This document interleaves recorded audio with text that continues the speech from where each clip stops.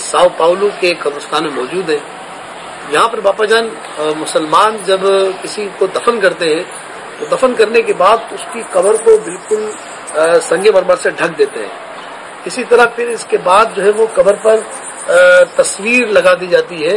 جس طرح سے باپا جان کرنا کیسا ہے؟ قبر ایک بالشت اونچی رکھنا سنت ہے.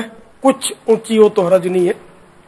ایک بالش سے 1 full fist. اور اونٹ کے کوہان کی طرح ہو. اونٹ کی پیٹھ سبھی نے دیکھی ہوتی ہے تقریباً جہاں جہاں اونٹ پایا جاتا ہے. اس طرح قبر ہو, اس انداز میں بالکل مدینہ اوپر دیکھیں نوک ہے نا اس کے, یوں کوہان نما. یہ اونٹ کا کوہان اسی طرح ہوتا ہے. اونٹ کے کوہان میں سمجھتے نہیں ہوں گے سب. یہ کوہان کی انگلش ہے ہمپ آف کیمل. زیادہ اونچی اونچی قبریں بھی نہ بنائی جائے, اور اسی طرح جو کھوٹی قبر یا بالکل پلین قبر یہ بھی نہ بنائی جائے کہ یہ سب سنت سے ہٹ کر ہے. عام طور پہ جب تدفین کرتے ہیں تو آج کل ہمارے کوہن نمائی بنتی ہے قبر. عام پاکستان میں تو یہ دیکھا کوہن نما بناتے, اور بعد میں جب یہ پکی کرنے کو پتہ نہیں کوئی کار ثواب سمجھتے ہیں لوگ یا کیا سمجھتے ہیں, تو اس کو پھر یہ بیچارے وہ سنت سے ہٹا دیتے, چوک کھوٹی کر دیتے 4 کونے والی. حالانکہ کوہن نما صحیح تھی اور کچی ہی مناسب تھی. تو اگر آپ کو پکی کرنی بھی ہے وہ قبر, تو بھی میرا مشورہ ہے کہ بیچ میں کچھ حصہ اس کے آپ وہ کھلا چھوڑ دیں, مٹی. اوپر سے کچی رکھنا یہ عام میت کے حق میں مفید ہوتا ہے کہ اس پہ گھاس وغیرہ اگ جاتی ہے تو وہ ذکر کرتی ہے. گھاس جو ہے چاہے کانٹے کی گھاس اگ جائے یا کانٹے کی شاخیں اگ جائیں, تو یہ بھی جب تک یہ تر رہتا ہے نا سبزہ, تو یہ اللہ کا ذکر کرتا ہے. اس سے میت کا دل بہلتا ہے, میت کے لیے مفید ہوتا ہے. اگر کسی نے اوپر سے بالکل پکا کر دیا تو اس میں ناجائز نہیں ہے, لیکن وہی کہ عوام الناس کی قبریں کچی ہوں, یہ ان کے لیے مفید ہے.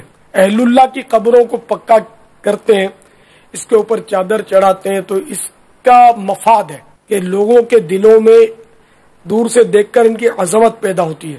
چراغ روشن کرتے ہیں, جھنڈا لگاتے ہیں. تو ان مقاصد کے تحت اولیاء کرام کی قبروں کی ترکیب ہوتی ہے تاکہ لوگ قریب آئیں اور ان سے فیض حاصل کریں. اب بعض لوگ عوام الناس کی قبروں کو بھی اسی طرح بنا دیتے ہیں اور اچھا خاصا مزار بنا لیتے ہیں, اور ہوتا ہے وہ شیوڈ ہوتا ہے یا عام دنیا دار کو تاجر ہوتا ہے, ویپاری ہوتا ہے. تو یہ کرنا جو ہے نا یہ مناسب نہیں ہے, اس سے لوگوں کو دھوکہ ہوتا ہے. اور پھر بعض لوگ جو مطلقاً مزارات اولیاء ہی کا انکار کرتے ہیں, ان کو بہانہ ملتا ہے کہ ہم اس کو جانتے ہیں, تو ویپاری تھا, یہ تو فلاں تھا, اور اس کا دیکھو اتنا بڑا مزار انہوں نے بنا دیا ہے. تو یہ سب ایسے ہی ہے, نعوذ باللہ, سب ایسے نہیں ہے. یہ اگر میرا بنیادی مدنی پھول سمجھ میں آ گیا تو انشاءاللہ اس کا امت کو فائدہ ہوگا. اور جہاں قبر پکی کرنے کی ممانعت ہے وہاں اندر سے پکی کرنا منع ہے. اوپر سے پکی کرنا ہے جائز, گناہ نہیں ہے. انہوں نے یہ بھی فرمایا کہ وہ تصویر لگاتے ہیں, یہ تصویر تو جائز نہیں ہے. یہاں تو کوئی مقصد ہی نہیں ہے تصویر کا, معاذ اللہ. تو یہ تصویر بھی نہ لگائی جائے, اور اس طرح اس کو ماربل سے ڈھک دینا, اور ہزاروں روپیہ خرچ ہوتا ہوگا اس پر, فائدہ کچھ نہیں ہے, الٹا سنت چھوٹتی ہے. اس کو کچی مٹی بس رکھ دیں اور اس طرح ڈھک دیں, اور کیا. سرکار نامدار مدینے کے تاجدار صلی اللہ تعالی علیہ وآلہ وسلم کی قبر انور بھی کچی تھی. اب تو خیر وہ 5 گوشہ دیوار کے اندر ہے, لیکن وہ تو اب ہمارے یہاں پکی بنائی جاتی ہیں, اس کو میں ناجائز نہیں کہہ رہا, لیکن یہ کہ عرض یہ کہ عوام الناس کی قبریں کچی رکھنے میں اہل قبر کا فائدہ ہے کہ وہ گھاس اگے اور اس طرح اس کا دل بہلے میت کا. کیونکہ اہل اللہ کی قبروں پر تو لوگ ڈھیروں ڈھیر وہ پھول چڑھاتے ہیں, لیکن عوام کی قبروں پر تو پھول نہیں چڑھاتے. چڑھاتے ہیں تو کب چڑھاتے ہیں؟ شب برات کو چڑھاتے ہیں, اور سارا سال تو تر رہتے نہیں ہے, یا عاشورے کو جا کے چڑھاتے ہیں, یا کبھی کبھار کوئی وہ چلا گیا رشتہ دار وغیرہ تو وہ ہمارے مروے کا پھول رکھ دیتے ہیں. اب وہ خدا جانے کتنی دیر تازہ رہتا ہے, آیا وہ سلامت بھی رہتا ہے یا آپ نے رکھا وہ پھول کا وہ گلدستہ اور آپ گئے فاتحہ پڑھ کے اور پیچھے سے کسی نے اٹھایا اور جا کے یہاں تو سب بک جاتا ہے. یعنی ایسا بھی ہوتا ہوگا؟ ایسی اندھی چلتی ہے حاجی. میں کیا آپ کو بتاؤں, میرا تو اگربتیوں کا کام رہا ہے ایک دور میں. اب میں ایک مزار شریف کا میں نام نہیں لیتا, مشہور مزار شریف ہے, وہاں میں نے خود یہ اپنی آنکھوں سے یہ تماشا دیکھا ہے. یہ غریب عقیدت مند ہوتے ہیں, ان میں وہ عقیدت مند ہوتے ہیں, ان کو پتا نہیں ہوتا بیچاروں کو. تو یہ پھولوں کی دکان ہوتی, ان پہ اگربتیاں بکتی تھی, اگربتیاں بھی وہاں جلائی جاتی تھی.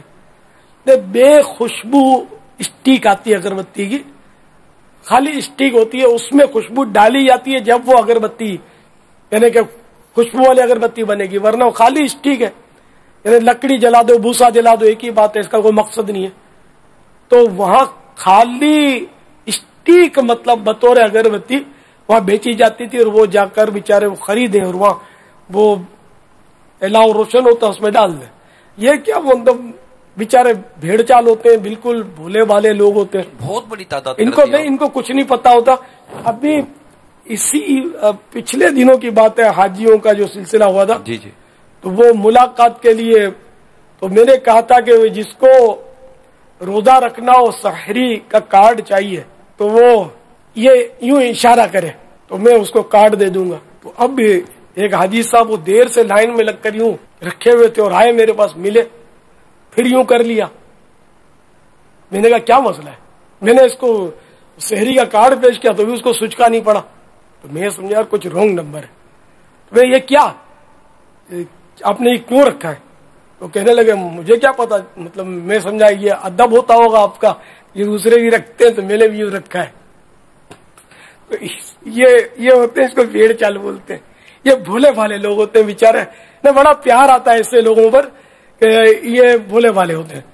کئی بار ایسا میرے کو ہوتا ہے ہوا ہے کہ وہ ٹیبل کا کونے کی طرف اشارہ کرو نا کہ اپنی چٹھی رکھ دو, یا تمہارے ہاتھ میں جو چیز ہے نا یہ یہاں رکھ دو, اشارے سے کہوں نا تو یوں کر کے وہ چوم کے, یہ تو 20 دفعہ دیکھا میں نے, یوں کر کے, یا خالی یوں کرے گیا گھبرا گیا, یوں ہاتھ رکھ کے, یہ سمجھے کہ یہ بھی کوئی یہاں کے آداب ہوں گے ملاقات کے, سمجھے.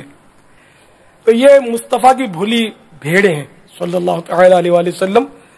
تو اب ان کو یہ بغیر خوشبو کی, ان کی بھول پن سے, ان کی عقیدت سے یہ فائدہ اٹھاتے ہیں, اور بغیر خوشبو کی اگربتیاں پکڑا دیتے ہیں, یہ بیچارے جا کے وہ جلاتے ہیں. اور وہ جلتی چیز جگہ رکھی ہوتی ہے وہاں خالی ڈال دیتے ہیں, یہ اتنی ساری اگربتیاں ڈالنے کا یہ طریقہ بھی نہیں ہے. یہ ڈال دیتے ہیں, نوک جلاتے ہیں اور اس کو لگاتے ہیں دیر تک وہ خوشبو دے. یہ ڈالنا بھی غلط طریقہ ہے. چادریں چڑھتی ہیں تو کیا ہوتا ہے, چادریں وہ موقع پا کر وہ جو مست ملنگ بیٹھے ہوتے نا, لگے دم تے مٹے غم, دنیا کماوے کھاوے ہم, یہ چادریں اترا کر وہ واپس دکان پہ, یہ رولنگ چلتی رہتی ہے جہاں تک تو میرا گمان ہے. یہ ہوتا ہے مطلب. تو یہ کہتے ہوں گے نا صاحب مزار کا کرم ہے, بات اب تک بنی ہوئی ہے, کیا کہتے ہیں؟ ہاں, جیسے وہ جھوٹی ہیلتھ سرٹیفکیٹ بنوا کر, جھوٹے فارم بھروا کر, دھوکہ دے کر جو مدینے جاتے ہیں بولتے ہیں نا آقا نے بلایا ہے. یہ بھی تو بولتے ہیں نا ہمارے حاجی صاحب بھی, تو آقا نے بلایا ہے. کتنے گناہوں کے بعد تعداد ہے حاجیوں کی, جو کتنے گناہ کرنے کے بعد تو مدینے پہنچتے ہیں, بولتے آقا کا کرم ہے. یہ بولتے ہیں, تم کو شرم آنی چاہیے. تو یہ کبھی یہ مزاری لوگ یہ مست ملنگ میں اور ان میں کیا فرق ہے یار, ملتا جلتا ہی معاملہ ہے. بلکہ یہ حاجی 2 قدم آگے ہوئے نا, یہ آقا کا کرم بول رہے ہیں, یہ تو فلاں بابا کا کرم بول رہے ہیں. تو بہرحال یہ کہ شریعت کی پابندی سب کے لیے ضروری ہے, مزاریوں کے لیے بھی ضروری ہے, حاجیوں کے لیے بھی ضروری ہے, نمازیوں کے لیے بھی ضروری ہے, نیازیوں کے لیے بھی ضروری ہے. دیکھو میں نمازی بھی ہوں, نیازی بھی ہوں, مزاری بھی ہوں. میں یعنی نعوذ باللہ یہ نہیں کہ میں کوئی مزار شریف کا مخالف ہوں یا نیاز شریف پر اعتراض کر رہا ہوں, میں اس پر نہیں. ان میں جو لوگ اس طرح کر رہے ہیں نا, میں ان کی مخالفت کر رہا ہوں نا. مزار اولیاء پر جانا بہت بڑی سعادت کی بات ہے, ان سے فیوز و برکات حاصل ہوتے ہیں, ان کی مددیں ہمارے شامل حال ہوتی ہیں, ان کی برکتیں ہم کو ملتی ہیں. تو اس لیے مزارت اولیاء پر بالکل حاضری دینی چاہیے, اور آداب کے ساتھ ضرور حاضر ہونا چاہیے. ان کے قرب میں دعائیں قبول ہوتی ہیں. واللہ تعالی اعلم ورسولہ اعلم عز وجل وصلی اللہ تعالی علیہ وآلہ وسلم. صلو علی الحبیب صلی اللہ تعالی علی محمد. میں نے